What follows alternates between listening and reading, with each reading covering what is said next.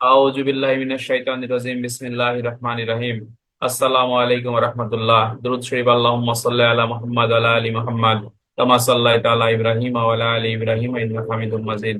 আল্লাহুম্মা বারিক আলা মুহাম্মাদ ওয়া আলা আলি মুহাম্মাদ কামা বারাকতা আলা ইব্রাহিম ওয়া আলা আলি ইব্রাহিম ইন্নাকা হামিদুম মাজিদ।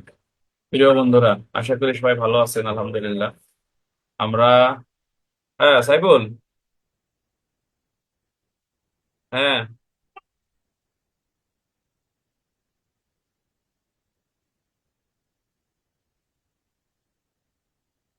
দেখি তোমার তোমার সাথে আমি কথা আমি কথা বলতেছি, দেখি।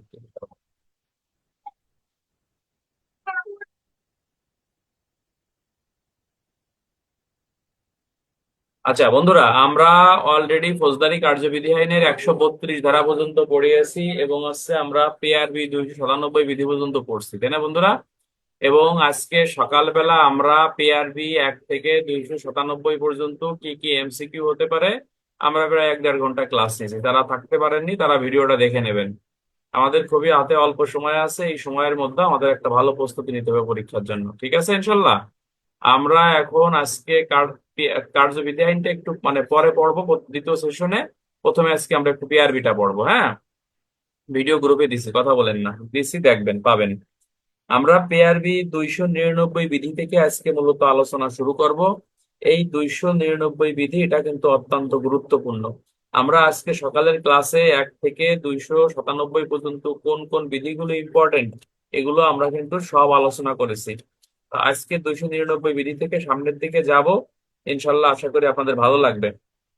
বিশেষ করে আপনারা একটা বিষয় অবগত আছেন, এই পিআরবি 299 থেকে 300 কত 10, হ্যাঁ 310, ভালো করে শুনবেন।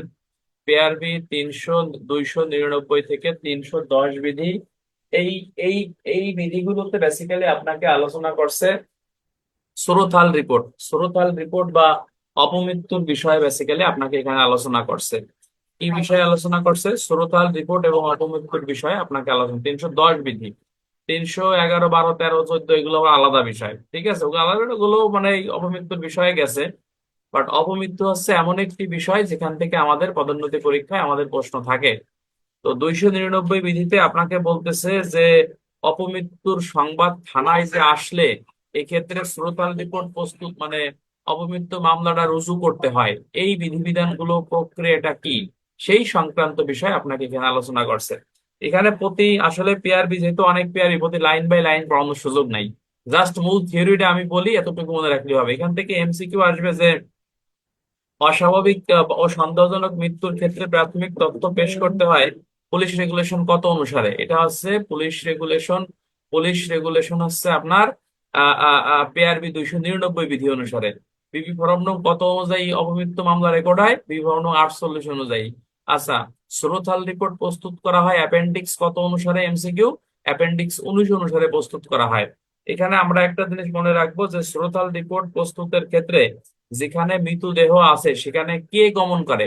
সেখানে গমন করে আসছে এএসআই, এসআই, ইন্সপেক্টর, ওসি, সবাই আপনার এখানে গমন করতে পারে। এবং এখানে শ্রোতাল রিপোর্ট তৈরি করার ক্ষেত্রে সাধারণত কার্যবিধির কত ধারা অনুযায়ী ব্যবস্থা গ্রহণ করা হয়? কার্যবিধির 174 ধারা অনুযায়ী ব্যবস্থা গ্রহণ করা হয়। এবং শ্রোতাল রিপোর্ট তৈরির ক্ষেত্রে কতজন সাক্ষীকে তলব করা হয়? এখানে বলা আছে 2 বা ততোধিক গণ্যমান্য ব্যক্তিকে তলব করা হয়। এই ক্ষমতা সিআরপিসির কার্যবিধির 175 ধারায় পুলিশ অফিসারের সাধারণত আপনার দেওয়া হয়েছে। এখন কথা হচ্ছে যে এই শ্রোতাল রিপোর্ট তৈরি করার ক্ষেত্রে কি কেস ডায়েরি লেখা আবশ্যক কিনা? এটি গুরুত্বপূর্ণ একটি কোশ্চেন। শ্রোতাল রিপোর্ট তৈরি করার মানে অপমৃত্যু মামলা তদন্তের ক্ষেত্রে কেস ডায়েরি লেখা আবশ্যক কিনা, ভালো করে বুঝেন। বলতেছে যে অপমৃত্যু মামলা তদন্তের ক্ষেত্রে কেস ডায়েরি লেখা কিন্তু আবশ্যক না। তবে এখানে যে বিষয়টা বলতেছে যে আছে অপমৃত্যুর মামলা তদন্তে যদি 24 ঘন্টা পার হয় বা 24 ঘন্টার বেশি সময় লাগে, সেই ক্ষেত্রে কিন্তু আছে আপনার কেস ডায়েরি লেখা আবশ্যক। তাহলে প্রশ্ন হতে পারে যে কোন মামলায় কেস ডায়েরি লিখতে হয় না, বা শ্রোতা অপমৃত্যুর মামলা তদন্তের ক্ষেত্রে কতদিনের সময় পার হলে কেস ডায়েরি লিখতে হয়? তাহলে হচ্ছে 24 ঘন্টার বেশি সময় পার হলে আপনাকে এই কেস ডায়েরি লিখতে হয়। এর এর এর এর এর এর কম হলে সাধারণত এটা দরকার নাই। আচ্ছা, আর একটা বিষয় আমরা মনে রাখবো যে 299 ঘতে সেখানে বলতেছে যে একটি দুর্ঘটনার ক্ষেত্রে একাধিক ব্যক্তি যখন মারা যাবে সেক্ষেত্রে একটা শ্রোতাল রিপোর্ট তৈরি করলে কিন্তু হবে না। তথ্য মনে রাখবেন, একটা শ্রোতাল তৈরি করতে হবে না, এখানে বলতেছে একাধিক শ্রোতাল রিপোর্ট আপনাকে তৈরি করতে হবে। তবে যে কোনো একটা চূড়ান্ত রিপোর্ট আপনাকে দাখিল করলে হবে। এটা গুরুত্বপূর্ণ একটি তথ্য। অর্থাৎ একটা গাড়ি অ্যাক্সিডেন্টে 10 জন ব্যক্তি মারা গেছে, 10টা শ্রোতাল রিপোর্ট তৈরি করতে হবে। তাহলে আদালতে রিপোর্ট কি 10টা দিতে হবে? না, আদালতে আপনাকে একটা চূড়ান্ত রিপোর্ট দিলেই আপনার হবে। এটা মনে রাখবেন। এখানে আর একটা বিষয় বলতেছে যে প্রাথমিক তথ্য চূড়ান্ত প্রতিবেদনটা একটু অনুলিপি থানায় রাখা হবে, ঠিক আছে কিনা। মৃত্যুর সংক্রান্ত রেজিস্টারে এরূপ মৃত্যু এবং যন্ত্রপ্রাণীর ভূমিকা নম্বর। তাহলে প্রাথমিক তথ্য বিবরণী এর এর যে 2 কপি, এক কপি হচ্ছে আপনাকে থানায় থাকবে, আর একটা হচ্ছে, আর এক কপি হচ্ছে কোর্টে থাকবে, ঠিক আছে কিনা। এটা এটা একটু মনে রাখবেন। আর এই যে পিআরবি 299 এই বিধিটা একটু গুরুত্বপূর্ণ, রিটেনে এইটুক থেকে প্রশ্ন আসতে পারে। মনে করেন যে অপমৃত্যুর ক্ষেত্রে মানে এখতিয়ারাধীন এলাকার বাইরে কোনো ব্যক্তির মৃত্যু হলে সেক্ষেত্রে অপমৃত্যু মামলা রুজু এবং তদন্ত প্রক্রিয়া পুলিশ রেগুলেশনের আলোকে লেখো। এটা কিন্তু গুরুত্বপূর্ণ পদোন্নতির জন্য। অর্থাৎ 299 বলতিছে যে ঘটনা যেখানে ঘটছে ওই ব্যক্তি যদি ভিন্ন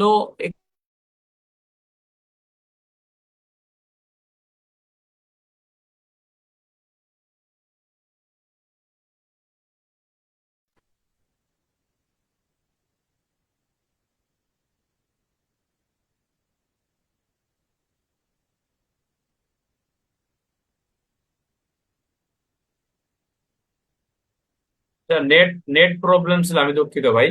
তো পিআরবি 299 বিধিতে যেটা বলতেছে এটা কিন্তু অনেকের অগোচরে এই পিআরবিটা রয়ে গেছে। এটা কিন্তু অনেক গুরুত্বপূর্ণ, ঠিক আছে কিনা, অনেক গুরুত্বপূর্ণ। এটাকে একটু মুখস্থ করতে বা বুঝতে হবে। মনে করেন একজন ব্যক্তি শ্রীপুর এলাকায় মারামারি করে মনে করেন আহত হয়েছে।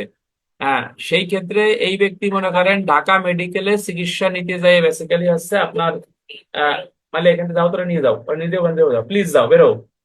বলা হচ্ছে যে আপনার ঢাকা মেডিকেলে যাই হচ্ছে সেই ব্যক্তি মারা গেছে। সেই ক্ষেত্রে বলতেছে যে উক্ত অপমৃত্যু মামলা কোথায় রুজু হবে এবং উক্ত মামলার যে অপমৃত্যু যে সংঘটিত হয়েছে এই মারামারির ক্ষেত্রে ঢাকা মেডিকেলে যে মারা গেছে তার শ্রোতাল রিপোর্ট কে প্রস্তুত করবে। প্রশ্নটা হচ্ছে এটা, তাই না? এই কথাটা আপনাকে বলতেছে পিআরবি 299 বিধিতে বলতেছে যে শ্রীপুর থানা থেকে একজন ব্যক্তি যখন আহত হয়ে মারামারিতে আহত হয়ে ঢাকা মেডিকেলে গেল, যাওয়ার পরে সেই ক্ষেত্রে ঢাকা মেডিকেল যে থানার আন্ডারে, অর্থাৎ এখানে শাহবাগ থানার আন্ডারে ঢাকা মেডিকেল, তাহলে শাহবাগ থানা পুলিশ এই এই রোগীর সকল চিকিৎসা সাধারণত ব্যবস্থা গ্রহণ করবে। এবং যদি সেই ব্যক্তি মারা যায় সেক্ষেত্রে হচ্ছে বলতেছে যে শাহবাগ থানা পুলিশ, অর্থাৎ যে ঢাকা মেডিকেলে যে মারা গেছে ওই এখতিয়ারাধীন থানা এই অপমৃত্যুর শ্রোতাল রিপোর্ট প্রস্তুত করবে। এবং এই শ্রোতাল রিপোর্ট প্রস্তুতের ক্ষেত্রে শ্রীপুর থানা পুলিশ এবং আপনার ওই অপমৃত্যুর রোগী, মানে যে মৃত ব্যক্তির আত্মীয় স্বজন আপনার এই অপমৃত্যুর শ্রোতাল রিপোর্ট তৈরির ক্ষেত্রে যাবতীয় সহায়তা কার্যক্রম করবে। আর মামলাটা কোথায় হবে? মামলাটা এই শ্রীপুর থানাতেই সংগঠিত হবে। এই কথা আপনাকে বলতেছে পিআরবি 299 অর্থাৎ এক অপমৃত্যুর ক্ষেত্রে এখতিয়ার সীমার বাইরে যখন কোনো ব্যক্তি মারা যায় সেই ক্ষেত্রে শ্রোতাল রিপোর্ট প্রস্তুতের বিধান কি বা আইনানুগ প্রক্রিয়া কি, এইটা আপনাকে বলতেছে পিআরবি 299 আপনার এই বিধিতে। আশা করি আমার কথা এখানে বুঝছেন। শোনা যায়? একটু হাতুস করবেন বা একটু কমেন্ট করবেন। এমবি নিন, কি সমস্যা? আমি তো ক্লাস শুনতেছি, রেকর্ড অফ না, রেকর্ড চলতেছে। ক্লাস কি শোনা যাচ্ছে? আমাকে একটু বলেন। নেটে কি বৃষ্টিপাত ও ঝড় হয়েছে তো একটু ঝামেলা হচ্ছে বোধহয়, মনে হয়। আচ্ছা, ঝামেলা ঝামেলা চলছে, আচ্ছা। আচ্ছা, পিআরবি 300 বিধিটা আমরা একটু দেখবো। পিআরবি 300 বিধিতে বেসিক্যালি বলতেছে যে শ্রোতাল রিপোর্ট কে প্রস্তুত করতে পারে বা অপমৃত্যুর মামলার এই যে কোনো ব্যক্তি মারা গেলে সেই ক্ষেত্রে শ্রোতাল রিপোর্ট বেসিক্যালি কে প্রস্তুত করে। ক্লিয়ার কিনা? এখানে একটা জিনিস মনে রাখবেন যে পিআরবি 300 বিধিতে যাদের ক্ষমতা দেওয়া হয়েছে তাদের নামের কথা বলছে যে কোন কোন ব্যক্তি এই কাজগুলো করতে পারে। তাহলে পিআরবি 300 বিধিতে বলতেছে যে থানার ভারপ্রাপ্ত কর্মকর্তার অধীনস্থ সহকারী সাব ইন্সপেক্টর, কনিষ্ঠ সাব ইন্সপেক্টর, হ্যাঁ, এই এই এই এই এই এই এই মানে এখানে পেঁচাইছে, এত পেঁচানোর দরকার নাই। নর্মালি থানা এলাকায় কোনো অপমৃত্যু সংঘটিত হলে এই শ্রুতাল রিপোর্ট বেসিক্যালি আপনার প্রস্তুত করতে পারে হচ্ছে থানার ভারপ্রাপ্ত কর্মকর্তা, ঠিক আছে কিনা ভাই? ভাই, ভালো করছি ভাই। আমি তো আসলে আপনার আমি বুঝি না, আপনি নিজের ফেসবুক আইডিটাও বোঝেন না, তাহলে আপনি ক্লাসটা কেমনে করবেন ভাই? ক্লাসটা আমি ফোন দিলে তো বিরক্ত হই, তাই না?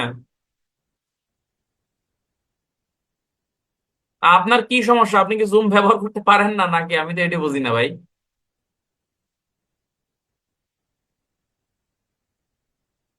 কি দিয়ে আপনারে বুঝবো বলেন? ক্লাস টাইম ফোন দিলে আমি একটু দাঁড়ান, আপনি তো ক্লাস টাইমে বাইরে আপনারে ফোন দেয়, আপনি ফোন ধরেন না বা আপনি বোঝেন না, তাহলে আমি কিভাবে আপনারে বললাম যে আমি ফেসবুকের অ্যাডমিন বানাই দিচ্ছি আপনারে, তাও আপনি কি অ্যাডমিন হতে পারেন না?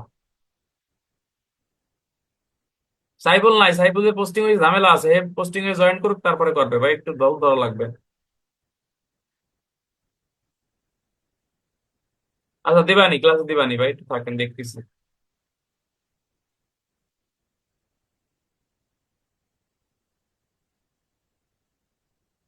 কারণ আমি আসলে লোক কারোর সাথে খারাপ ব্যবহার করি না, বুঝছেন? সমস্যা এই জন্যই, মানে উনি প্রতিদিনই কিন্তু আমার ফোন দেয়, আপনারা দেখেন।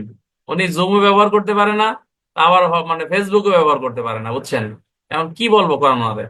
কিন্তু পড়ার প্রতি ওনার আগ্রহ আছে, মোটামুটি স্টুডেন্ট খারাপ না, কিন্তু আসলে কোন টাইপের লোক আল্লাহ জানে। আচ্ছা, তাহলে পিআরবি 300 ক বিধিতে আমরা যে বিষয়টা জানলাম যে শ্রোতাল রিপোর্ট বেসিক্যালি হচ্ছে আপনার কে প্রস্তুত করতে পারে? বাংলা আলাপ শ্রোতাল রিপোর্ট প্রস্তুত করতে পারে থানার ওসি পারে, সাব ইন্সপেক্টর পারে, এএসআই পারে, ঠিক আছে কিনা? এরা শ্রোতাল রিপোর্ট। তবে একটা জিনিস মনে রাখতে হবে যে থানায় যখন একজন সাব ইন্সপেক্টর পাওয়া যাবে, তখন এএসআই কে দিয়ে শ্রোতাল রিপোর্ট প্রস্তুত না করানোই উত্তম, এটা মনে রাখবেন, ঠিক আছে কিনা? এবং আরেকটা জিনিস এখানে মনে রাখতে হবে যে কোনো এই অপমৃত্যুটি কোনো বড় ধরনের অপরাধের ইঙ্গিত দেয়, সেই ক্ষেত্রে একজন এএসআই কে দিয়ে কখনো শ্রোতাল রিপোর্ট প্রস্তুত করানো যাবে না। যেমন একজন একজনকে গুলি করে মেরে ফেলাইছে, একজন একজনকে কুপাই মেরে ফেলাইছে, ঠিক আছে কিনা? এই ক্ষেত্রে এএসআই শ্রোতাল রিপোর্ট প্রস্তুত করবে না। ক্লিয়ার? বাংলা কথা বুঝতে পারছেন? অর্থাৎ যে ক্ষেত্রে যে অপমৃত্যুটি বড় কোনো অপরাধের ইঙ্গিত দেয়, সেই ক্ষেত্রে একজন এএসআই কে দিয়ে শ্রোতাল রিপোর্ট প্রস্তুত করানো যাবে না। ক্লিয়ার? আর প্রশ্ন আছে যে কনস্টেবল শ্রোতাল রিপোর্ট তৈরি করতে পারে কিনা, কনস্টেবল অপমৃত্যু মামলা তদন্ত করতে পারে কিনা? এইটার উত্তর হচ্ছে পিআরবি 300 খ বিধিতে বলতেছে, বলতেছে যে একজন কনস্টেবল অপমৃত্যু মামলা তদন্ত করতে পারে, নয়াকারে না। তবে থানা এলাকায় কনস্টেবলের উপরের কোনো অফিসার যখন হাজির না থাকে তখন থানায় যদি কোনো অপমৃত্যুর সংবাদ আসে, সেই ক্ষেত্রে দ্রুত একজন কনস্টেবল অপমৃত্যু ঘটনাস্থলে যাই হাজির হবে, ঠিক আছে কিনা? হাজির হবে। এই ক্ষেত্রে যখন ওই শ্রোতাল রিপোর্ট প্রস্তুতকারী অফিসারকে একজন কনস্টেবল সর্বাত্মক সহায়তা বা আইনানুগ কার্যক্রম দিয়ে তাকে হচ্ছে সহায়তা করবে। মৃতদেহ প্রেরণ বা তদন্তকারী অফিসার মৃতদেহ পরীক্ষার জন্য পাঠাইতে ইচ্ছুক হলে একজন কনস্টেবল কি করবে? এই আইনানুগ কাজগুলো সাধারণত একজন কনস্টেবল করতে পারবে। এটাই বলতেছে পিআরবি 300 খ বিধিতে। রিটেনে প্রশ্ন আসে, কনস্টেবল অপমৃত্যু মামলা তদন্ত করতে পারে কি, বুঝিয়ে দাও। তাহলে একটাই প্রশ্ন, সেটা হচ্ছে শ্রোতাল রিপোর্ট প্রস্তুত করতে পারে না, পারে না, শ্রোতাল রিপোর্ট প্রস্তুত করতে পারে না ভাই। শ্রোতাল রিপোর্ট প্রস্তুত করবে এএসআই, এসআই এবং ওসি, এরা পারবে। এবং কনস্টেবল অপমৃত্যুর মামলা তদন্তও করতে পারবে না, প্রস্তুতও করতে পারবে না, তবে সে ঘটনাস্থলে উপস্থিত হতে পারবে, ঠিক আছে? শ্রোতাল রিপোর্ট সাধারণত দুই কপিতে করতে হয়। আচ্ছা, যাই হোক, গেল, এত পেছানোর দরকার নাই। পিআরবি 301 বিধিটাও কিন্তু গুরুত্বপূর্ণ। পিআরবি 301 বিধিতে বলতেছে যে আপনার এই আহ, গ্রামের চেয়ারম্যান, মেম্বার, চৌকিদার বা পঞ্চায়েতের যারা সদস্য, এরাও কিন্তু শ্রোতাল রিপোর্ট প্রস্তুত করতে পারে। এবং বন কর্মকর্তারাও কিন্তু শ্রোতাল রিপোর্ট হচ্ছে আপনার প্রস্তুত করতে পারে। এই কথাটা আপনাকে বলতেছে পিআরবি 301 বিধিতে। তারা কখন করে? মনে করেন যে ক্ষেত্রে কোনো অপরাধ সংগঠিত হয়নি, মানে স্বাভাবিকভাবে ধরেই নেওয়া হচ্ছে এটা অবৈধ, যেমন বিষ পানে মরে গেছে, বা গাছের থেকে পড়ে মরে গেছে, বিদ্যুতের শক লাগে মরে গেছে, আগুনে পড়ে মরে গেছে, অর্থাৎ যে মৃত্যু নিয়ে কোনো কি নাই, সংশয় নাই যে কোনো অপরাধ সংগঠিত হয়েছে। 301-এর বিধি নাই, কিন্তু জানি রাখা ভালো যে গ্রামের চেয়ারম্যান, মেম্বার, চৌকিদার, দফাদার এরা কি করতে পারবে? এরা শ্রোতাল রিপোর্ট বেসিক্যালি আছে আপনার প্রস্তুত করতে পারবে। এতটুকুই মনে রাখবেন, আর কিছু জানার দরকার নেই। পিআরবি 360টা দেখেন, ময়নাতদন্তের জন্য লাশ প্রেরণ। 304 কার্যবিধির 174, পিআরবি 304 একটা লাশ ময়নাতদন্তের জন্য প্রেরণ করতে হবে, এটা মনে রাখবেন। অর্থাৎ ময়নাতদন্তের জন্য একটা লাশ, এখানে বলতেছে যে 3 কপিতে, ময়নাতদন্তের জন্য লাশ প্রেরণ করতে হলে 3 কপিতে চালান দিতে হয়, ঠিক আছে কিনা? এবং বিপি ফরম নং কত, এমসিকিউ 49 মোতাবেক এটা হচ্ছে আপনাকে লিখতে হয়। আর ময়নাতদন্তের জন্য লাশ প্রেরণ সাধারণত কোথায় করা হয়ে থাকে? আপনার নিকটতম কোন সরকারি হাসপাতালে। এমসিকিউ কোথায়? সরকারি হাসপাতালে প্রেরণ করা হয়ে থাকে। শুধুমাত্র অপমৃত্যুর ক্ষেত্রে যে ময়নাতদন্তের জন্য লাশ প্রেরণ করা হয় বিষয়টা এমন না। এখানে আপনাকে বলতেছে প্লেগ, গুটি বসন্ত, ধনুষ্টঙ্কার। এমসিকিউ হতে পারে নিচের কোন রোগের জন্য ময়নাতদন্ত করা হয়? প্লেগ রোগের জন্য, গুটি বসন্তের জন্য, ধনুষ্টঙ্কারের জন্য আপনার কি করা হয়? বলা হচ্ছে যে আপনার এই এই এই এই এই এই ইয়া করতে হয়, কি বলে, এই ময়নাতদন্ত আপনাকে করতে হয়, অর্থাৎ মৃতদেহের এই ফারাক্কাটা বেসিক্যালি হচ্ছে আপনার করতে হয়। আচ্ছা, মৃতদেহটা আপনি যে ইসে নেবেন, মানে ওই যে কোর্টে মানে মেডিকেলে নেবেন, আপনি কিভাবে নেবেন? মৃত একটা নিয়ম আছে, এটা হচ্ছে যে মৃতদেহ অবশ্যই চায়ার পায়ার খাটে খাটে করে আপনাকে নিতে হবে। বাঁশের সাথে ঝুলিয়ে কখনো মৃতদেহকে আপনি হস্তান্তর করতে পারবেন না বা নিতে পারবেন না, এটা মনে রাখতে হবে। এবং লাশের পাশে হচ্ছে আপনাকে মানে কয়লা রাখতে হবে, গুঁড়া রাখতে হবে, হ্যাঁ, যাতে দুর্গন্ধ না হয়। এই জিনিসটা আছে আপনার ময়নাতদন্ত এই চালান কপি দুইটা, ভুল হয়ে চালান কপি দুইটা করা হয়, হ্যাঁ। আর এই এই এই আর একটা এমসিকিউ গুরুত্বপূর্ণ, যে একটা লাশ কখনো কিভাবে নেওয়া যায় না, একটা লাশ হচ্ছে ঝুলোই আপনাকে নেওয়া যায় না, ঝুলিয়ে লাশকে নেওয়া যায় না, এটা নিষিদ্ধ করা হয়েছে আইনে, ঠিক আছে কিনা? আচ্ছা, তো লাশ যে নেবে, এই লাশটা নেবে কিনা? এই লাশ নেবে কিনা এই কথা বলতেছে পিআরবি 305-এ, একজন কনস্টেবলের দায় দায়িত্ব। পিআরবি 304-5-এ অপমৃত্যুর ক্ষেত্রে কনস্টেবলের দায় দায়িত্ব, এইটা হচ্ছে আপনাকে লেখা হয়েছে, এটা কিন্তু খুবই গুরুত্বপূর্ণ।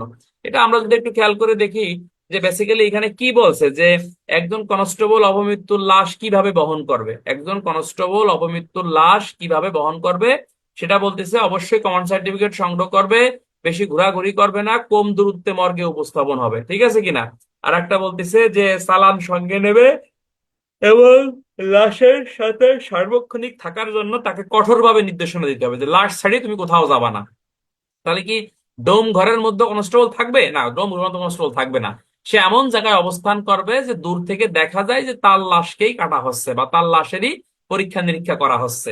আর একটা বিষয় বলতেছে যে এই এই এই এই লাশ মর্গে রাখার পর, হ্যাঁ, মৃতদেহের শ্রোথাল প্রতিবেদনের একটি অনুলিপি চালান সদর দপ্তর সিভিল সার্জনের নিকট আপনাকে হচ্ছে নিকট পাঠাবে। অর্থাৎ এই লাশটা যখন আপনি নিয়ে যাবেন, তখন তার চালান এবং শ্রোথাল রিপোর্টের এক কপি সিভিল সার্জনের কাছে আপনাকে দিতে হবে, ঠিক আছে কিনা? এরপরে এরপরে আপনাকে বলতেছে যে কোর্ট অফিসার অবিলম্বে তার বিশেষ পুলিশ সুপার এর নিকট আছে বেসিক্যালি একটা প্রতিবেদন আপনাকে দেবে।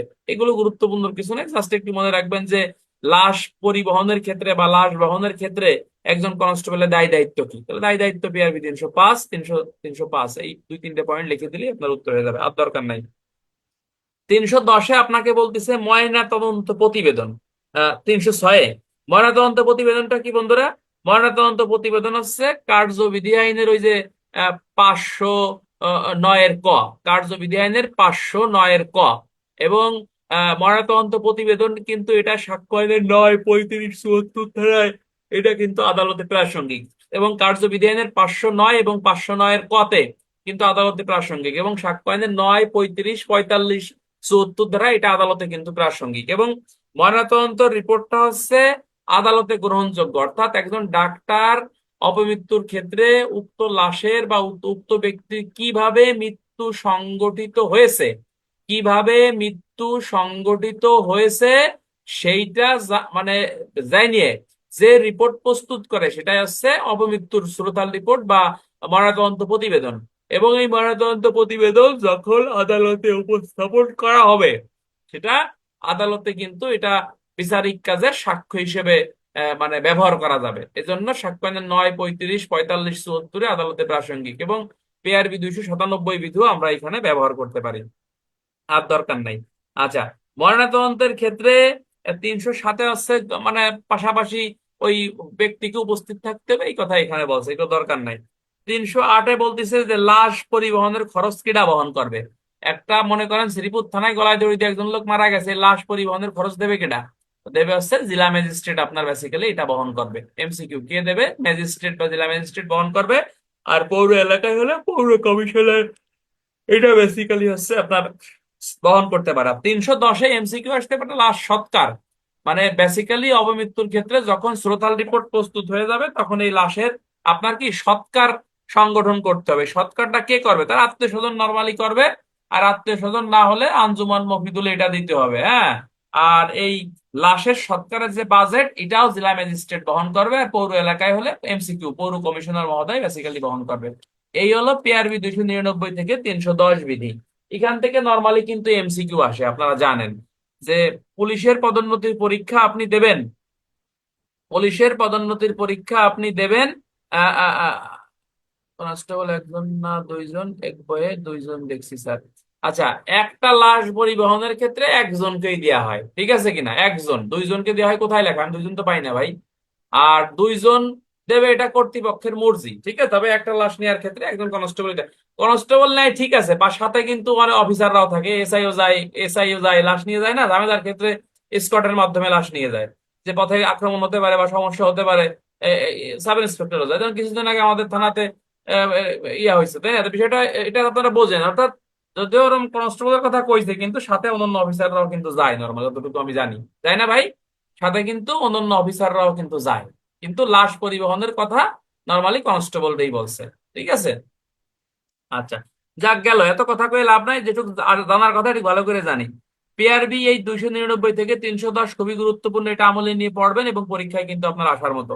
আচ্ছা, একটা জিনিস এই যে প্রশ্ন করছে কবির শিকদার, যে অপমৃত্যু মামলার ঘটনাস্থলে কোন কোন বিষয়গুলো মানে কি, আবার লেখো তো প্রশ্নটা ভাই, কি বলছো? যে অপমৃত্যু মামলার ঘটনাস্থলে কি বলছে দেখি, কি বলছে দেখি।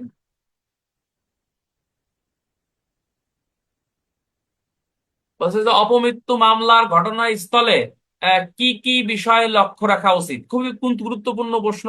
তুমি লিখবা যে অপমৃত্যু মামলা হচ্ছে প্রকৃতির নিয়মের বাইরে কোনো ব্যক্তি মারা গেলে থানায় যে মামলা রুজু হয় তাকে অপমৃত্যু মামলা বলা হয়। প্রশ্নের আলোকে অপমৃত্যু মামলার ঘটনাস্থলে যে সকল বিষয়ে লক্ষ্য রাখা আবশ্যক। 1 নম্বরে লিখবেন যে মৃতদেহের অবস্থান। 2 নম্বরে লিখবেন মৃত্যুর কারণ নিয়ে কোনো সন্দেহ সৃষ্টি হয় কিনা। 3 নম্বরে লিখবেন ঘটনাস্থলে পড়ে থাকা বিভিন্ন আলামত। 4 নম্বরে আপনি লিখবেন যে হাতের ছাপ, পায়ের ছাপ, তালুর ছাপ।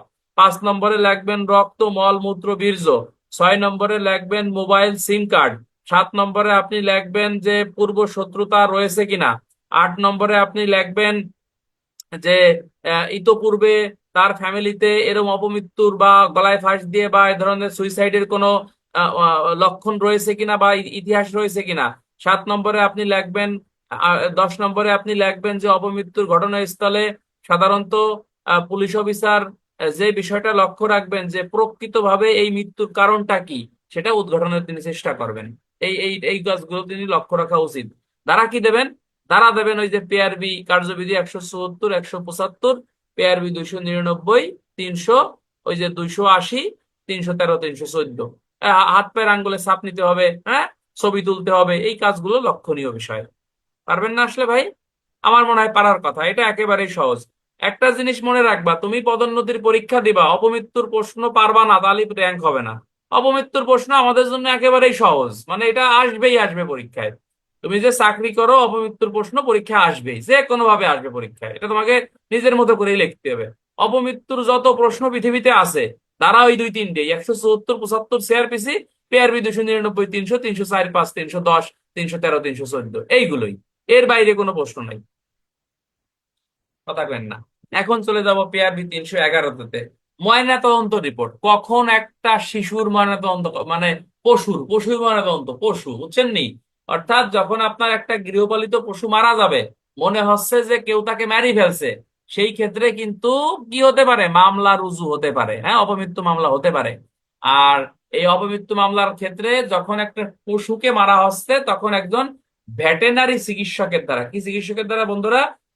দিচ্ছে যে ভেটেনারি চিকিৎসকের দ্বারা তার ময়নাতদন্ত রিপোর্ট প্রস্তুত করতে হবে। এটা হচ্ছে পিআরবি 311 বিধিতে আপনাকে বলতেছে। এবং একজন এএসআই নর্মালি দ্রুত ঘটনাস্থলে হাজির হয়ে বিষয়টা পর্যবেক্ষণ করবে ও তদন্ত কার্যক্রম চালাবে। মানে পশু মারা গেলে পুলিশ করবে না, পশু মারা গেলে হচ্ছে এই ময়নাতদন্ত নর্মালি হচ্ছে কে করবে? শ্রোতাল রিপোর্ট পুলিশ করবে, কি ময়নাতদন্ত করতে ভেটেনারি একজন চিকিৎসকের দ্বারা আপনাকে করতে হবে। আশা করি বুঝছেন। আচ্ছা, আমরা যে বিষয়টা এখন যাব সেটা হচ্ছে পিআরবি 312, জখমি ব্যক্তির ডাক্তারি পরীক্ষা, জখমি ব্যক্তি, এটা মনে রাখবেন যে জখমি ব্যক্তির ডাক্তারি পরীক্ষা করার কিন্তু আইনগত একটা বিধান আছে। কোন ব্যক্তির বন্ধুরা? জখমি ব্যক্তির এই এই পরীক্ষা করার কি বলতেছে, যে আপনার এই শরীর পরীক্ষা করা বা ডাক্তারি পরীক্ষা করার একটা বিধান কিন্তু এখানে আছে, নর্মালি আছে। এই যে যে যে ব্যক্তিকে আপনি এমসি, কি মেডিকেল রিপোর্ট, এমসি হচ্ছে মেডিকেল রিপোর্ট ভাই, মানে 312 এবং 321-এর মধ্যে পার্থক্যটা কি?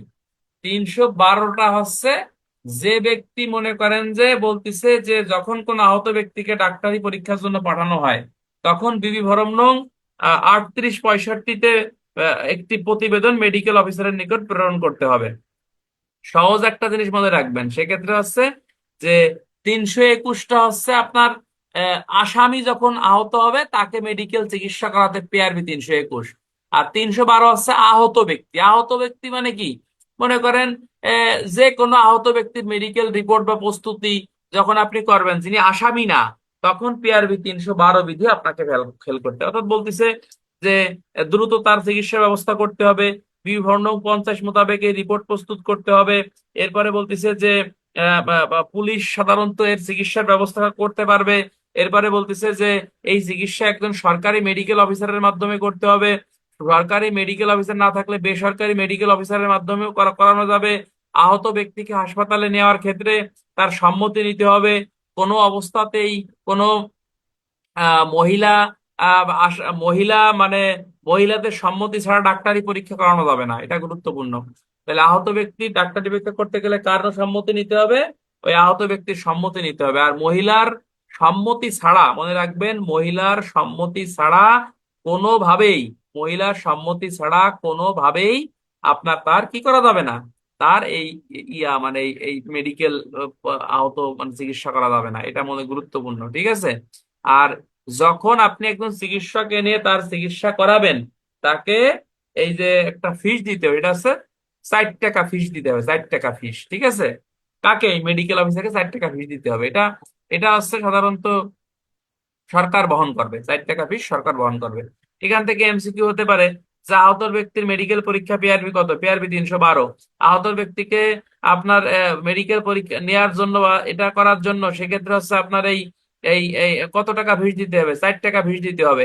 এটা কে বহন করবে? এটা হচ্ছে জেলা ম্যাজিস্ট্রেট নরমালি বহন করবে। এরপরে নরমালি আপনাকে বলতেছে যে কোনো ব্যক্তির ক্ষত বিপজ্জনক হলে অবিলম্বে কার মাধ্যমে ম্যাজিস্ট্রেট তার বিবৃতি লিপিবদ্ধ করবে? তাহলে একজন ম্যাজিস্ট্রেটের মাধ্যমে বিবৃতি লিপিবদ্ধ করবে। অর্থাৎ আর আহত ব্যক্তিকে হাসপাতাল নিতে গেলে কার অনুমতির প্রয়োজনীয়তা আছে? তাহলে আসছে ওই ব্যক্তির অনুমতির প্রয়োজনীয়তা আছে। এবার আছে আহত ব্যক্তি যদি মহিলা হয় সেক্ষেত্রে কি করা যাবে না? কোনো ক্রমেই তার অনুমতি ছাড়া তার চিকিৎসা করা যাবে না, বা তাকে মানে আইন মানে ব্যবস্থা নেওয়া যাবে না। মনে করো রাস্তায় অ্যাক্সিডেন্ট হয়েছে, লোকটা মরে নাই কিন্তু আহত হয়েছে, সেই ক্ষেত্রে আহত ব্যক্তি চিকিৎসা কখন কিভাবে করতে হবে, এই প্রক্রিয়ার কথা বেসিক্যালি আপনাকে বলছে পিআরবি আপনার এই 312-তে, এছাড়া আর অন্য কিছু না। আমি একটা কথা বলি বন্ধুরা, আপনারা ক্লাসে মনোযোগী থাকবেন, এই সব পরীক্ষায় আসবে না, কিন্তু আপনি যে শুনতেছেন আপনার জ্ঞানের গভীরতা বাড়তেছে। মানুষ নিজে পড়ার থেকে শুনলে আপনার কি হবে? আপনার ধারণা ক্লিয়ার হবে, আপনি পরীক্ষায় আসলে 2-4 কলম লিখতে পারবেন যে না ভাই তো এখানে লেখছে, ভাই তো পড়াইছিল, এটা ভাই এভাবে পড়াইছিল, তাহলে এটা আপনি 2-4 কলমটা চলবে সামনে, ঠিক আছে? আচ্ছা গেল। পিআরবি 313 এবং 314 এই দুটো বিধি আপনাকে একসাথে পড়তে হবে। পিআরবি 313 এবং 314-তে আপনাকে বলতেছে যে অনুসন্ধানের জন্য অশনাক্তকৃত ব্যক্তির হাত পায়ের আঙ্গুলের ছাপ এবং ছবি তোলা, হ্যাঁ ছবি তোলা সংক্রান্ত বিধান এবং হাত পায়ের আঙ্গুলের ছাপ। মনে করো এক জায়গায় অ্যাক্সিডেন্ট হয়েছে, তাহলে এই ক্ষেত্রে তাকে শনাক্তকরণ করা যাচ্ছে না এটা কার লাশ, এটা কি রবিউলের লাশ নাকি জব্বারের লাশ, ঠিক আছে কিনা, নাকি এটা অন্য কারো লাশ। তাহলে এই ক্ষেত্রে আপনি অশনাক্তকৃত লাশের শনাক্তকরণ করবেন কেমবালা? পেয়ার আলোকে বলতেছে বলতেছে যে তার হাত পায়ের আঙ্গুলের ছাপ নিতে হবে, 10টা আঙ্গুলের ছাপ নিতে হবে। তারপরে যদি চামড়া কুঁচকে যায় বা চামড়া উঠে যায়, সেই ক্ষেত্রে চামড়ার 10টা আঙ্গুল থেকে চামড়া খুলে খুলে 10টা খামে আপনাকে ভরতে হবে। এই কাজ করতে পারবে, এটা নিয়ে ঝামেলা আছে। এক বইতে লাগছে সাব ইন্সপেক্টরের নিচে নয় এমন অফিসার, আর গাজী শামসুর রহমান স্যারের বইতে আছে ইন্সপেক্টরের নিচে নয় এমন অফিসার। তাহলে নর্মালি আমরা ওইটাই লিখবো যে ইন্সপেক্টরের নিচে নয় এমন অফিসার আপনাকে করবে। এরপরে আছে আপনাকে মৃতদেহের আছে আপনাকে ছবি তুলতে হবে। ছবিটা এমন ভাবে তুলতে হবে যেন মানুষ চিনতে পারে বা শনাক্তকরণ করতে পারে। পেপার পত্রিকায় বিজ্ঞাপন দিতে হবে, হাতের ছাপ নিতে হবে, তালুর ছাপ নিতে হবে, পায়ের ছাপ নিতে হবে, হ্যাঁ, মুখমণ্ডলের আপনার ছবি তুলতে হবে। এইটা হচ্ছে আপনার অশনাক্তকৃত লাশ শনাক্তকরণের ক্ষেত্রে পুলিশের দায় দায়িত্ব। রিটেনে প্রশ্ন আসতে পারে। ছবিটা নিতে হবে আপনাকে অর্ধ প্লেট আকারে। কি বলছে? ছবি নিতে হবে হচ্ছে আপনাকে অর্ধ প্লেট আকারে। আমি কি ক্লিয়ার করতে পারছি? ছবি নিতে হবে কিভাবে? ছবি নিতে হবে হচ্ছে আপনাকে অর্ধ প্লেট আকারে। সবাই পড়েন লা হাওলা ওয়ালা কুওয়াতা ইল্লা বিল্লাহিল আলিয়্যিল আযীম। রিটেনে প্রশ্ন আসতে পারে, রিটেনে প্রশ্ন আসতে পারে যে অশনাক্তকৃত লাশ শনাক্তকরণের ক্ষেত্রে পুলিশ রেগুলেশন আলোকে পুলিশের দায় দায়িত্ব কি। তাহলে একাধিক ধারা লিখে কোনো লাভ নাই। এই পিআরবি 313, 314 থেকে আপনাকে প্রশ্ন রিটেনে আসতে পারে। এই 8-10টা পয়েন্ট লিখে দিলে উত্তর শেষ। আচ্ছা, পিআরবি 315, 316 আমরা দেখি। পিআরবি 315-তে বলতেছে পরোয়ানা জারিকরণ। পরোয়ানা জারিকরণ মানে হচ্ছে কি, এই যে যে কার্যবিধি আইনের 75 থেকে 86 ধারা পর্যন্ত আমরা যে গ্রেপ্তারি পরোয়ানার আমরা তামিল করি, বা গ্রেপ্তারি পরোয়ানা তামিলের যে আইনানুগ প্রক্রিয়া বা বিধানের কথা বলছে, এই ক্ষেত্রে হচ্ছে আমরা পিআরবি 315 আমরা দেখবো, এবং পিআরবি 468 বিধি কিন্তু আমরা দেখতে পারি। ঠিক আছে কিনা? পিআরবি 315 এবং 468 বিধি আমরা দেখবো। এখানে এতটুকুই জানেন, এর বেশি জানার দরকার নাই। অর্থাৎ পরোয়ানা জারিকরণের ক্ষেত্রে 375 থেকে 86 ধারার সিআরপিসির 315 বিধি এখানে ব্যবহার হবে। হ্যাঁ, এটা এতটুকুই, এর বেশি আর কিছু না। আচ্ছা, পিআরবি 316 বিধি, বিনা পরোয়ানায় গ্রেপ্তার। অর্থাৎ সিআরপিসির কোন কোন ধারার ক্ষেত্রে পিআরবি 316 বিধি যাবে, এই কথাটাই আপনাকে এখানে বলতেছে। বলতেছে যে পিআরবি 316 বিধি অনুযায়ী কার্যবিধি আইনের 54, 55, 57, 128, 151, 403 ধারা মোতাবেক পুলিশ বিনা পরোয়ানায় গ্রেপ্তার করতে পারে। ক্লিয়ার কিনা? বিনা পরোয়ানায় গ্রেপ্তার করতে পারে। আর বিনা পরোয়ানায় গ্রেপ্তার বলতে এখানে যেটা বুঝছে যে এই ব্যক্তিকে গ্রেপ্তার করার ক্ষেত্রে কিসের দরকার নাই, কোনো পরোয়ানার এখানে দরকার হবে না। পরোয়ানা ছাড়াই পুলিশ সাধারণত তাকে গ্রেপ্তার করে ফেলতে পারবে। এই কথাই আপনাকে বলতেছে পিআরবি 316 ক বিধিতে। এবং পুলিশ সাধারণত গ্রেপ্তার করা ছাড়া কোনো ব্যক্তিকে থানায় তলব করতে পারে না। থানায় যদি তলব করতে হয়, নর্মালি তাকে লিখিত নোটিশ দিয়ে আপনাকে তলব করতে হবে। যদি ওই ব্যক্তি থানায় আসে, অর্থাৎ ওই ব্যক্তি না, কোনো ব্যক্তি যখন থানায় আসবে পুলিশ ডাকিয়ে আনে, তাহলে ধরে নিতে হবে যে পুলিশ ওই ব্যক্তিকে গ্রেপ্তার করেই থানায় হাজির করছে। এটা মনে রাখবেন, সূত্রটা গুরুত্বপূর্ণ। পুলিশ কোনো ব্যক্তিকে থানায় এমনি এমনি তলব করতে পারে না। তলব করতে পারে কিভাবে? নোটিশের মাধ্যমে, সাক্ষীর ক্ষেত্রে তলব করতে পারে। বাট এমনি যদি কোনো ব্যক্তিকে পুলিশ থানায় নিয়ে আসে, সেই ক্ষেত্রে আইনে বলতিছে ধরে নেওয়া হবে ওই ব্যক্তিকে পুলিশ গ্রেপ্তার করেই থানায় নিয়ে আসছে। এতটুকু জানলেই হবে, বেশি জানি লাভ নাই। পিআরবি 317, এটা গুরুত্বপূর্ণ। 317 বিধিতে বলতে জামিনের ক্ষেত্রে নমনীয়তা। অর্থাৎ বাংলাদেশের কার্যবিধি আইনে যে সকল ক্ষেত্রে জামিনের ব্যবস্থা আছে, এই জামিনযোগ্য অপরাধের ক্ষেত্রে জামিন একজন ব্যক্তিকে দিতে হবে, এবং জামিনের ক্ষেত্রে আপনাকে নমনীয়তা প্রদর্শন করতে হবে। অর্থাৎ জামিনযোগ্য অপরাধীকে আপনি জামিন দিয়ে দেবেন। পিআরবি 317 বিধি আমরা ব্যবহার করবো। তাহলে বিনা পরোয়ানায় গ্রেপ্তার বা গ্রেপ্তারের ক্ষেত্রে পিআরবি 315, 316 বিধি আমরা ব্যবহার করব। আর যে ক্ষেত্রে আসামিকে গ্রেপ্তার করার পর আমরা ছাড়িয়ে দিচ্ছি জামিন, সেই ক্ষেত্রে আছে 317 বিধি আমরা এখানে ব্যবহার করব। 318 বিধি কিন্তু গুরুত্বপূর্ণ, রিটেনে প্রশ্ন আসতে পারে।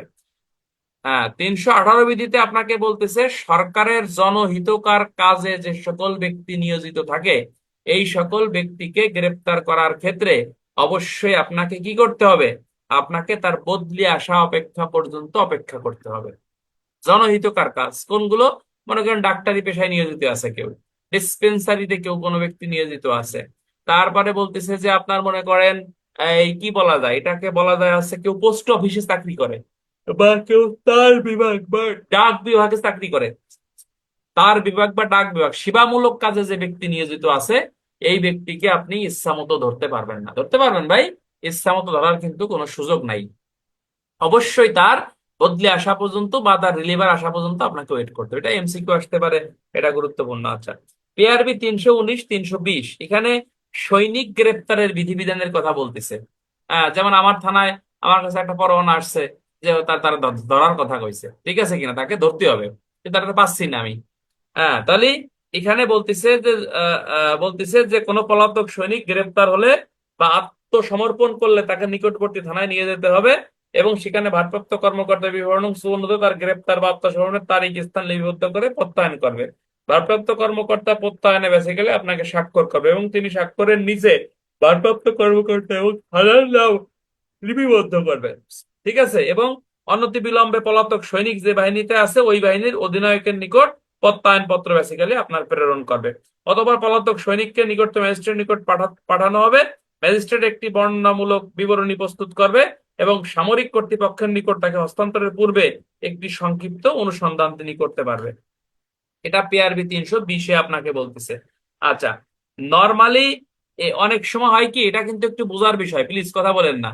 আমরা অনেক সময় সেনাবাহিনী বা বিমান বাহিনী নৌবাহিনীর আসামি ধরিয়ে আমরা কি করি, আমরা হচ্ছে এই ওদের ইউনিটে দিয়ে দেই। ঠিক আছে কিনা?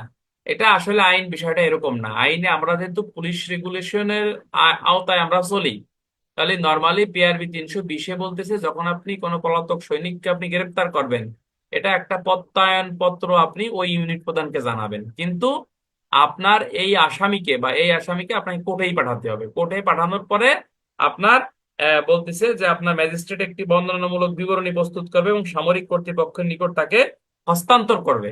সামরিক কর্তৃপক্ষের নিকটই সে হস্তান্তর করবে, কিন্তু হস্তান্তরের পূর্বে ম্যাজিস্ট্রেট একটি কি করবে, একটি সংক্ষিপ্ত অনুসন্ধান করবে। আসলে তা কি, সে এই হয়েছে কিনা, কি বলে এটা, মানে এই এই এই এই এই এই তাকে গ্রেপ্তার সঠিক আছে কিনা বা গ্রেপ্তারের যে প্রক্রিয়া সেটা সঠিক হয়েছে কিনা, এই বিষয়টা আপনার তাকে কি হ্যান্ডকাপ পরানো যাবে। অপরাধী হলে তো হ্যান্ডকাপ পরানোই যাবে। হ্যান্ডকাপ পরা, হ্যান্ডকাপ ব্যবহারও তো নিয়ম আছে। হ্যান্ডকাপ ব্যবহার বিধি পিআরবি 330 দেখবেন যে কাকে হ্যান্ডকাপ পরানো যাবে কাকে যাবে না। সে যদি আসামি হয় অবশ্যই তাকে হ্যান্ডকাপ পরাতে হবে, না পরানোর সুযোগ নাই। মানবিক কারণে আপনি যদি না পড়ান সেটা তো মানবিকতা মানে চরম শিখরে, উচ্চ মাকামে অবস্থান করছেন আপনি। উচ্চ মাকাম বোঝেন? আপনি উচ্চ মাকামে অবস্থান করছেন। জান্নাতের উচ্চ মাকাম বোঝেন নাই, সর্বোচ্চ স্তরে আপনি আছেন। ঠিক আছে। হম, এটা গুরুত্বপূর্ণ। পিআরবি 320 বিধি আমার মনে হয় প্রত্যেক থানার অফিসারদের এটা শেখা উচিত, যে সামরিক বাহিনীর অফিস সদস্যদের গ্রেপ্তার করলে আপনার কাজটা কি। আমরা আহ যাক গেল। পিআরবি 321 বিধিটা আপনারা দেখেন। 321 বিধিতে আপনাকে বলতেছে যে আপনি এই যে গ্রেপ্তারকৃত ব্যক্তির অসুস্থতা, অর্থাৎ যাকে আপনি গ্রেপ্তার করছেন সে যদি অসুস্থ হয়ে যায় সেই ক্ষেত্রে আপনার কাজ কি। সেই ক্ষেত্রে অসুস্থ হয়ে গেলে তাকে যত দ্রুত সম্ভব নিকটতম থানায় আসছে আপনার এই মেডিকেল চিকিৎসা আপনাকে দিতে হবে। ঠিক আছে কিনা? এবং এই মেডিকেল চিকিৎসা যদি সরকারি চিকিৎসক না পাওয়া যায়, সেই ক্ষেত্রে বেসিক্যালি আপনাকে বলতেছে যে আপনার এই করতে হবে, কি করতে হবে, আপনার এই আরে কি কয়, আপনার এই বলা হচ্ছে যে আপনি এই করবেন, বেসরকারি চিকিৎসক দ্বারাও কিন্তু আপনি তার চিকিৎসা কার্যক্রম আপনি করতে পারবেন। এই কথাটাই আপনাকে বলতেছে পিআরবি আপনার এই 321 বিধিতে। অর্থাৎ একজন যখন আসামি যখন চিকিৎসা অসুস্থ হবে তার চিকিৎসার ক্ষেত্রে পিআরবি 321 বিধি ব্যবহার করতে হবে। এটা গুরুত্বপূর্ণ। এবং এই চিকিৎসার ব্যয়ও কিন্তু একজন ম্যাজিস্ট্রেট বহন করবে। যেমন আমাদের থানায় আজকে সেনাবাহিনী মানে 10 জন আসামি না কজন ধরছিল, 9 জন। এরা আমরা মানে একবার বসাইছে, পরে মেডিকেলে যাই চিকিৎসা তাদের আমরা আনছি। ঠিক আছে কিনা? এটা আমাদের দায়িত্ব। দায়িত্ব চিকিৎসা করায় তাদেরকে জমা দিতে হবে বা কোর্টে পাঠাইতে হবে, এটা কাজ। এটা সব থানায় নর্মালি করা হয়, যে অসুস্থ রোগী তো থানায় নেবে না, তো অসুস্থ আসামি থানায় জমা নেবে, কোর্ট জমা নেবে, তো মানে এই জন্য আপনাকে মেডিকেল করতে হবে, মানে চিকিৎসা করাতে হবে। এটা সরকারি ভাবে করাতে হবে এবং সরকারি হাসপাতাল থেকে নর্মালি করানো হয়। আমাদের থানায় নর্মালি দাড়িয়াপুর সরকারি হাসপাতাল আছে, ওখানে আমরা নিয়ে যাই। ঠিক আছে। আচ্ছা, পুলিশ কর্তৃক গ্রেপ্তারকৃত ব্যক্তির সম্পত্তির দায়িত্ব গ্রহণ, অর্থাৎ এই যে যে আমরা যে বিষয়টা দেখলাম যে একজন পুলিশ যখন কোন আসামিকে গ্রেপ্তার করবে তার কাছে যে সম্পত্তি গুলো পাওয়া যাবে ওর একটা রসিদ তাকে দিতে হবে এবং অভিযোগপত্র বা কেস ডায়েরি বা মামলা চূড়ান্ত প্রতিবেদনের সঙ্গে সম্পত্তি এবং সংযুক্ত করবে। অর্থাৎ তাকে একটা রসিদ দেবেন যে ভাই তোমার কাছে এত টাকা পাওয়া গেছে, তোমার কাছে এই মালামাল গুলো পাওয়া গেছে, এবং কেস ডায়েরি বা অভিযোগপত্রের সঙ্গে আপনাকে এটা সংযুক্ত করতে হবে। যখন এ জাতীয় সম্পত্তি আদালতে পাঠানো হয় তখন এই সম্পত্তির পূর্ণ বিবরণ দিতে হবে, যেন মালখানা রেজিস্টারে তা কোর্ট অফিসে লিপিবদ্ধ করে। এত কথার দরকার নাই। নর্মালি আসামি গ্রেপ্তার করার পরে যে মালামাল গুলো পাওয়া যাবে এই মালামাল গুলোর একটা তালিকা তৈরি করে তাকে একটা রসিদ দিতে হবে। ঠিক আছে কিনা? এবং কি কি মালামাল পাওয়া গেছে সেগুলো অভিযোগপত্র, চার্জশিট বা ফাইনাল রিপোর্টের সাথেও আদালতকে এই বিষয়টা অবগত করতে, তাকে ধরার পরে এই মালামাল গুলো আমরা পাইছিলাম। তাহলে আজকে পেয়ারবি 299 থেকে এই 322 পর্যন্ত থাক। এখন আমরা কার্যবিধিটা দেখি, এখন আমরা কার্যবিধি দেখি, ভালো লাগবে ইনশাল্লাহ। ঠিক আছে? এই তোমরা কি সবাই ফর্ম পূরণ করছো ভাই? বই নেওয়ার জন্য ফর্ম পূরণ করছো সবাই? সবার কি ফর্ম পূরণ করা হয়ে গেছে? আমি আবারও বলি, বই কিন্তু যারা নেবেন শুধু তারাই পূরণ করবেন। আমার বইতে কি আছে জানতে ইচ্ছা করতেছে না? কি আছে বইতে? আছে কার্যবিধি, দণ্ডবিধি, পুলিশ আইন, সাক্ষ্য আইন, মাইনর অ্যাক্টের 350-400 প্রশ্ন আছে। পাশাপাশি যে পিআরবি গুলো পড়াচ্ছে এগুলো সংক্ষিপ্ত শীট দেওয়া আছে। সংক্ষিপ্ত না, এই যে ব্যাখ্যামূলক শীট পিআরবি দেওয়া আছে। কার্যবিধি, দণ্ডবিধির সংক্ষিপ্ত সূচি শীট দেওয়া আছে। তা মাইনর অ্যাক্টের শীট দেওয়া আছে। তারপরে হচ্ছে আপনার এই কি বলে এটা, সাক্ষ্য আইনের শীট দেওয়া আছে। অর্থাৎ যা পড়াইছি এগুলো সব আপনাদেরকে দেওয়া আছে। তো এইগুলো আপনি যদি ফটোকপি করেন কোনো দোকানের থেকে, আপনার তো হাজার হাজার টাকা লাগবে। তা আমি যদি অল্প টাকার মাঝে আপনাদের যদি এটা কুরিয়ারের মাধ্যমে আপনাদেরকে দিয়ে দেই, তাহলে আমি তো মনে করি এটা আপনার জন্য উপকার হবে, এটা আপনার জন্য উপকার হবে। তবে আপনি নিলে এটা আপনার লস নাই, বই কিনলে আপনার লস হবে না। তবে আমি বিনয়ের সাথে যেটা বলবো, যে আন্দাজে কেউ ফর্ম পূরণ করবেন না। যারা পূরণ করবে ওই অনুযায়ী আমি কিন্তু বইটা ছাপাবো ভাই। অযথা বই বিক্রি করে আমার ব্যবসা বা টাকার প্রতি আমার ওরকম কোনো লোভ নাই। আছে কি না এটা আপনারা ভালো করে জানেন, ঠিক আছে, আমি কেমন লোক। সুতরাং বই যারা নেবেন না তাদের অযথা পূরণ করার কোনো দরকার নাই। ঠিক আছে?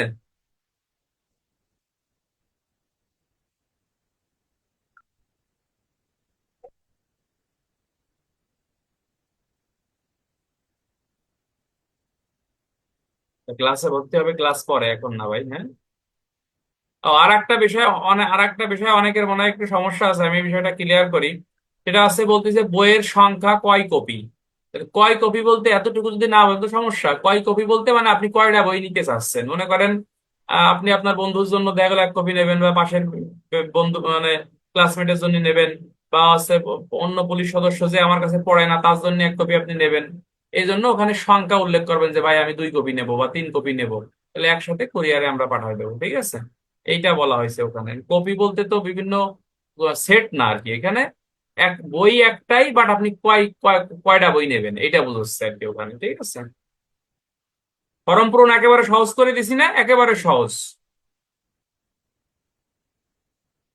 বিগত সালের অনেক প্রশ্নে তোমাদেরকে আমি যে এই যে প্রশ্নগুলো লেখাচ্ছি, সাক্ষ্য আইন, দণ্ডবিধি, সাক্ষ্য আইন থেকে শুরু করে দণ্ডবিধি, কার্যবিধির প্রশ্নগুলো লেখাইছি, এর মাঝে কি বিগত বছরের প্রশ্ন নাই ভাই? আছে না? কথা কথা বলি হবে, খালি সবাই কথা বলেন। আচ্ছা, তাহলে আমরা কার্যবিধি আইনে চলে যাই, কার্যবিধি আইনে চলে যাই, কথা না বলি, কার্যবিধি আইনে চলে যাই আমরা। বিবেচনা।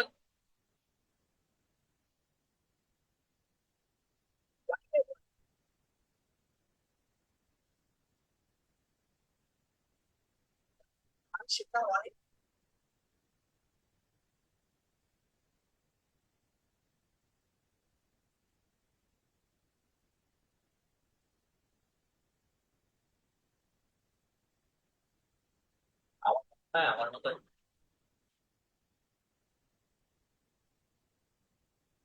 সাবমিট হয় না কি সমস্যা? আচ্ছা, বইটা বাইর করি, সাবমিট হোক না হোক এটা আমি দেখবানি, সমস্যা নেই ভাই, দেখবানি, টেনশনের কিছু নেই।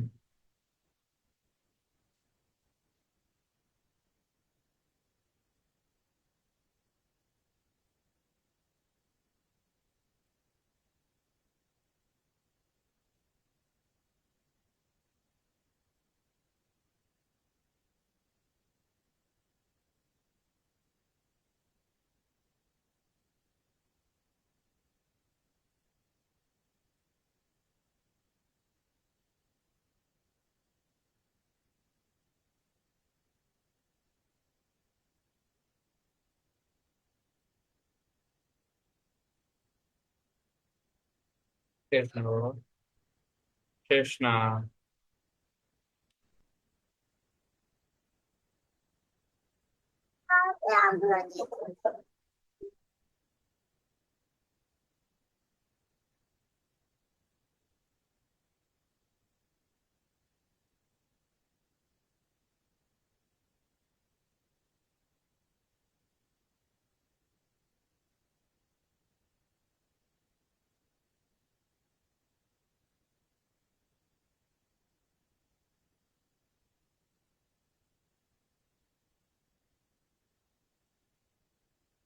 আচ্ছা, আমরা মনে হয় কার্যবিধি আইনের 132 ধারা পর্যন্ত পড়ছিলাম। গত ক্লাসে কিন্তু আমাদের জন্য খুবই গুরুত্বপূর্ণ যে বিষয়টা সেটা হচ্ছে যে এই আহ বেআইনি সমাবেশ কিন্তু বর্তমান সময়ের একটি আলোচিত বিষয়। সুতরাং এখান থেকে কিন্তু প্রশ্ন আসার সম্ভাবনা শতভাগ। এই বেআইনি সমাবেশ রিলেটেড অনেক প্রশ্ন কিন্তু পরীক্ষায় আসবে। যেমন বেআইনি সমাবেশ কাকে বলে, বৈধ জনতা কাকে বলে, অবৈধ জনতা কাকে বলে, তারপরে সভা সমাবেশ ছত্রভঙ্গ করার ক্ষেত্রে আপনার দায়িত্ব কর্তব্য কি, শ্রীপুর থানার সামনে একটি অবৈধ জনতা মানে মিছিল করতেছে, উক্ত সমাবেশের কোনো লাইসেন্স নাই, উক্ত সমাবেশ ছত্রভঙ্গ করার ক্ষেত্রে শ্রীপুর থানার ওসি আপনাকে নির্দেশ দিলে আপনার আইনগত করণীয় কি। এই টাইপের প্রশ্ন কিন্তু বানাই সানায় আপনার আসবে। তো প্রশ্ন দেখে ভয় পেলে তো চলবে না, আপনাকেও বীরের মতো অ্যান্সার করে চলে আসতে হবে, ঠিক আছে কিনা? তো আমার গাইডে কিন্তু এই সৃজনশীল টাইপের প্রশ্নগুলোই কিন্তু বেশি দেওয়া, যেগুলো আপনারা জানেন অলরেডি। আচ্ছা, আজকে আমরা ফৌজদারি কার্যবিধি আইনের 132 34 এগুলো দরকার নাই, এগুলো নর্মালি পরীক্ষায় আসবে না। যেটা আসবে সেটা আমরা একটু দেখি নর্মালি পিআরবি, ওই যে একটু দেখবো যে ফৌজদারি কার্যবিধি আইনের যে ওই যে 144 ধারা থেকে আমরা দেখি। 144 ধারাটা নর্মালি হচ্ছে আপনাকে এই যে যে 144 এবং 145 ইনজাংশন জারি, যেটা ইনজাংশন জারি এটা হচ্ছে যে গণ উপদ্রব সংক্রান্ত বিষয়ে, যেমন কোন ব্যক্তির প্রতি বাধা বিরক্তি বা ক্ষতি অথবা বাধা বিরক্তি বা ক্ষতির ঝুঁকি, অথবা মানে এখানে বলতেছে 144 ধারায় যে ইনজাংশন জিনিসটা কি। ইনজাংশনটা হচ্ছে যে যদি কোনো ব্যক্তি এমন কোনো কাজ করে যা কি করে, বলতেছে যে আপনার এই গণ উপদ্রবের পর্যায়ে পড়বে, বা হচ্ছে আপনার অপর কোনো ব্যক্তির অসুবিধা বা বিরক্তি সৃষ্টি হচ্ছে, সেই ক্ষেত্রে জেলা ম্যাজিস্ট্রেট বা ক্ষমতা সম্পন্ন অপর কোনো নির্বাহী ম্যাজিস্ট্রেট আপনার ঘোষণা প্রকাশের তারিখ হতে 2 মাসের বেশি না, অর্থাৎ 30-60 দিন পর্যন্ত আপনার এই জরুরি আদেশ বেসিক্যালি আছে আপনার জারি করতে পারে। এখান থেকে যে এমসিকিউ গুলো পরীক্ষায় আসে, যে জরুরি আদেশ কে জারি করে, জেলা ম্যাজিস্ট্রেট বা নির্বাহী ম্যাজিস্ট্রেট জারি করে, কতদিনের জন্য জারি করতে পারে, সর্বোচ্চ 2 মাস বা 60 দিনের জন্য জারি করতে পারে। কোন ক্ষেত্রে জারি করতে পারে? একটা হচ্ছে মানুষের বাধা বিপত্তি বিরক্তি ক্ষতির প্রভাব, হ্যাঁ, আহ, নিরাপত্তা বিপন্ন হতে পারে, এই সংশ্লিষ্টতার বিষয়ে এটা হচ্ছে আপনার কি হয়, আপনার হচ্ছে জারি করা হয়ে থাকে। একটা জিনিস মনে রাখতে হবে আমাদের এখানে, যে এই জরুরি আদেশ কিন্তু মহানগরী এলাকার ক্ষেত্রে প্রযোজ্য হবে না। ওখানে ওই যে ডিএমপি অধ্যাদেশ অনুযায়ী আইনগত ব্যবস্থা নেওয়া হয়ে থাকে, ঠিক আছে কিনা? কোথায় প্রযোজ্য হবে না? জরুরি মানে অবস্থা এই মহানগরী এলাকার ক্ষেত্রে বেসিক্যালি আপনার প্রযোজ্য হবে না। আর 145 ধারা থেকে 148 ধারা, এখানে নর্মালি যে প্রশ্নটা পরীক্ষায় আসে সেটা হচ্ছে স্থাবর সংশ্লিষ্ট সম্পত্তি নিয়ে আমাদের দেশে কোনো কলহ বা বিরোধ দেখা দিলে সেই ক্ষেত্রে ম্যাজিস্ট্রেটের ভূমিকা কি বা দায় দায়িত্ব কি, এটা কিন্তু রিটেনের জন্য একটু ইম্পর্টেন্ট আছে। প্রশ্ন আসে যে স্থাবর সম্পত্তি নিয়ে বিরোধ সাধারণত আমাদের দেশে কি কি অপরাধগুলো সংগঠিত হয়। আপনারা জানেন, মারামারি হতে পারে, সাধারণ আঘাত হতে পারে, গুরুতর আঘাত হতে পারে, হত্যার চেষ্টা হতে পারে, এমনকি খুন পর্যন্ত হচ্ছে বেসিক্যালি হচ্ছে আপনার সংগঠিত হতে পারে। এই কথাটা আপনাকে বলতেছে ফৌজদারি কার্যবিধি আইনের এই 145 থেকে 148 ধারায়। তো স্থাবর সম্পত্তি নিয়ে যখন কোনো বিরোধ দেখা দেয় তখন ম্যাজিস্ট্রেটের কাজ কি? যখন কোনো ম্যাজিস্ট্রেট জানতে পারে তার এখতিয়ার সীমার মধ্যে স্থাবর সম্পত্তি নিয়ে কোনো বিরোধ দেখা দিছে, তখন দুই পক্ষকে উকিল নোটিশের মাধ্যমে আদালতে হাজির হওয়ার জন্য নির্দেশ দিবে, ঠিক আছে কিনা? এবং এখানে একটা জিনিস বলতেছে যে 2 মাস পূর্বে যে ব্যক্তি দখলে ছিল ওই ব্যক্তি প্রকৃত দখলদার হিসেবে গণ্য হবে। কি বলছে? 2 মাস পূর্বে যে ব্যক্তি দখলে ছিল ওই ব্যক্তি প্রকৃত দখলদার হিসেবে গণ্য হবে। আচ্ছা, 146 ধারায় বলতেছে যে উকিল নোটিশের মাধ্যমে তলব করার পরও যদি স্থাবর সম্পত্তি নিয়ে কোনো বিরোধের অবসান না ঘটে, সেই ক্ষেত্রে আদালতটা এমসিকিউ কি করবে? ক্রোক করবে। ক্রোক করে অর্থাৎ 88 ধারায় ক্রোকের যে বিধান আছে ওই অনুযায়ী এটা ক্রোক করে আপনার এই বিরোধের নিষ্পত্তি করতে পারবে, ঠিক আছে কিনা? 147 ধারায় যেটা বলতেছে যে স্থাবর সম্পত্তির ব্যবহার নিয়ে কোনো বিরোধ দেখা দিলে, মনে করো তোমার একটা পুকুর আছে, এই পুকুর নিয়ে বিরোধ চলছে যে এই পুকুরের পানি আমরা খাই, আমরা ওদেরকে দেব না, অন্য পার্টিতে দেব না, তাহলে এই ক্ষেত্রে বলতেছে এটাও কিন্তু ওই মানে কি করতেছে বলতেছে যে আপনার সংশ্লিষ্ট ম্যাজিস্ট্রেট 147 ধারায় এই লিখিত আদেশ দ্বারা বলতেছে যে আপনার এই যাতে ইয়া না হয়, মানে এটা বিরোধ সৃষ্টি না হয়, সেই বিষয়ে নির্দেশনা দিয়ে এটা নিষ্পত্তি করতে পারে। আর 148 ধারায় যেটা বলতেছে যে স্থাবর সম্পত্তি নিয়ে যখন কোনো বিরোধ দেখা দিল, এটা পুলিশ তদন্ত করলো বা ইনকোয়ারি করলো, ইনকোয়ারিটা আদালতের মন মতো হলো না, সেই ক্ষেত্রে অধস্তন কোনো ম্যাজিস্ট্রেট দ্বারা উক্ত বিষয়ে কি করা যাবে, ইনকোয়ারি আপনার করানো যাবে। এই কথাটাই আপনাকে বলতেছে ফৌজদারি কার্যবিধি আইনের 148 ধারায়। এবং অধস্তন ম্যাজিস্ট্রেট দ্বারা যখন ইনকোয়ারি করানো হবে বা করানো যাবে, সেই ক্ষেত্রে আপনাকে বলতেছে যে এর ব্যয়ভার দুই পক্ষকে বহন করতে হবে। দুই পক্ষ মিন্স কে, বাদী বিবাদী যারা আছে দুই পক্ষকেই বেসিক্যালি আপনার বহন করতে হবে। তাহলে রিটেনে প্রশ্ন আসতে পারে, স্থাবর সম্পত্তি নিয়ে বিরোধ দেখা দিলে ফৌজদারি কার্যবিধি আইন অনুযায়ী কি কি ব্যবস্থা গ্রহণ করা হয়। এখন এই 145 থেকে 148 ধারা পর্যন্ত সূচির মতো করে সংক্ষেপে সংক্ষেপে লিখে দেবেন, 5 মার্কের অ্যান্সার শেষ।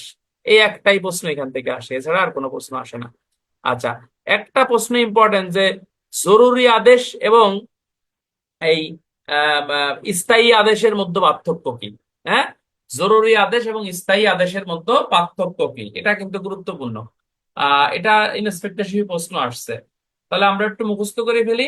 জরুরি আদেশ ফৌজদারি কার্যবিধি আইনের 144 ধারা, স্থায়ী আদেশ শুধুমাত্র ফৌজদারি কার্যবিধি আইনের 145 ধারা। জরুরি আদেশ যে কোনো ক্ষেত্রে আইন শৃঙ্খলা রক্ষার্থে দেয়া হয়ে থাকে। স্থায়ী আদেশ সাধারণত জমি জমা সংক্রান্ত বিরোধের জের ধরে স্থায়ী আদেশগুলো দেয়া হয়ে থাকে। জরুরি আদেশ জারি করতে পারে হচ্ছে জেলা ম্যাজিস্ট্রেট বা ক্ষমতা সম্পন্ন নির্বাহী ম্যাজিস্ট্রেট। স্থায়ী আদেশও বেসিক্যালি হচ্ছে আপনার জেলা ম্যাজিস্ট্রেট আছে আপনার জারি করে থাকে। জরুরি আদেশ 2 মাসের বেশি স্থায়ী না। স্থায়ী আদেশের নির্দিষ্ট কোনো সময়সীমা নেই, ঠিক আছে কিনা। জরুরি আদেশ দেওয়ার ক্ষেত্রে উকিল নোটিশের প্রয়োজনীয়তা নেই। স্থায়ী আদেশ 145 ধারার দেওয়ার ক্ষেত্রে উকিল নোটিশের প্রয়োজনীয়তা রয়েছে। জরুরি আদেশ কোনো স্থাবর অস্থাবর উভয় প্রকার সম্পত্তি বা জরুরি ক্ষেত্রে প্রদান করা হয়ে থাকে। জরুরি আদেশ কেবলমাত্র স্থাবর সম্পত্তি নিয়ে বিরোধ বা কলহ দেখা দিলে প্রদান করা হয়ে থাকে। হ্যাঁ, 2 মাস পূর্বে যে ব্যক্তি দখলে ছিল ওই ব্যক্তি প্রকৃত দখলদার হিসেবে গণ্য হবে। জরুরি আদেশের ক্ষেত্রে এইরূপ বিধান কোনো প্রযোজ্য না। 10টা পার্থক্য বলে ফেললাম, এখন পরীক্ষা হলে তুমি 6টা লিখবা, পারি যাবা। তাহলে রিটেনে যেটা প্রশ্ন আসবে যে জরুরি আদেশ এবং স্থায়ী আদেশের মধ্যে পার্থক্য কি। এই প্রশ্নটা কিন্তু পৃথিবীর কোনো গাইডে পাবা না, এটা আমার গাইডে আছে। রাখালচন্দ্র স্যারের বইতে এই প্রশ্নটা নাই, কিন্তু ইন্সপেক্টরশিপে এই প্রশ্নটা আসছে, ইম্পর্টেন্ট। এবং আপনারা দেখবেন যে বিগত বছরের প্রশ্নগুলোতে মানে এই যে রিসেন্টলি যে ইন্সপেক্টরশিপ পরীক্ষা আসছে, এই প্রশ্ন মানে 14-15টা প্রশ্ন প্রায় আমার গাইডে আছে আলহামদুলিল্লাহ। ঠিক আছে, মূলত গাইডটা নিলে আপনি জানতে পারবেন যে কিভাবে একটা লেখা আপনাকে উপস্থাপন করতে হয়। সর্বোপরি কথা হচ্ছে সব নোটগুলো আপনি একটা গাইডের মধ্যে পাচ্ছেন, যে প্রশ্নগুলো আমি লেখাচ্ছি সব প্রশ্নগুলো একটা গাইডে আপনি পাচ্ছেন। ঠিক আছে, মিনিমাম কয়টা পার্থক্য লিখতে হয়, তাহলে আপনাদের উদ্দেশ্যে বলি, মিনিমাম আপনাকে 5 মার্কের জন্য 6 থেকে 60টা পার্থক্য আপনাকে লিখতে হবে 5 মার্কের জন্য। 60টার কম লিখলে ভালো হয় না, ঠিক আছে। হ্যালো, বলেন।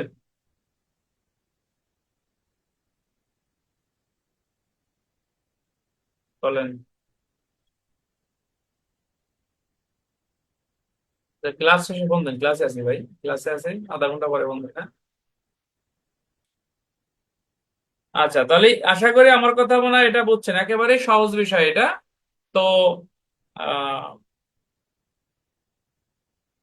এই তাহলে আজকে এই 148 পর্যন্ত কি থাক, কালকে আমরা 149 থেকে পড়বানি। আল্লাহর হস্তে সকালবেলা উঠে একটু লেখাপড়া করেন, আর বাড়ির কাজগুলো অনেকেই করতে, বাড়ির কাজগুলো আমরা অল্প অল্প করে লিখি। কেন লিখতেছেন না ভাই, লিখলে আপনার উপকার হবে। আর প্রতিদিন সকালবেলা উঠে আমরা এখন থেকেই পড়া শুরু করবো। এখন সবাই আধা ঘন্টা আপনাদের একটা বাড়ির কাজ দেয়, বাড়ির কাজটা এখন যে দেবো, এটা বাড়ির কাজগুলো সবাই লিখবেন। আর এখন সবাই প্রতিদিনের আমি বলে দেব, মানে আমার নিয়ম অনুযায়ী চলেন। আজকে পুলিশ আইনের প্রশ্নগুলো একটু দেখেন, আপনারা পুলিশ আইনের প্রশ্নগুলো সবাই রিভিশন দেন, ভালো লাগবে। রিভিশন দিয়ে ঘুমায় যাবেন, সকালবেলা উঠে দণ্ডবিধির প্রশ্নগুলো একটু দেখবেন। এই প্রশ্ন আপনাকে বেশি বেশি দেখতে হবে, প্রশ্নটা কি আসবে পরীক্ষায়, ঠিক আছে কিনা, একটু দেখবেন প্লিজ। তো আজকে ক্লাস এখানেই শেষ, ধন্যবাদ সবাইকে। আর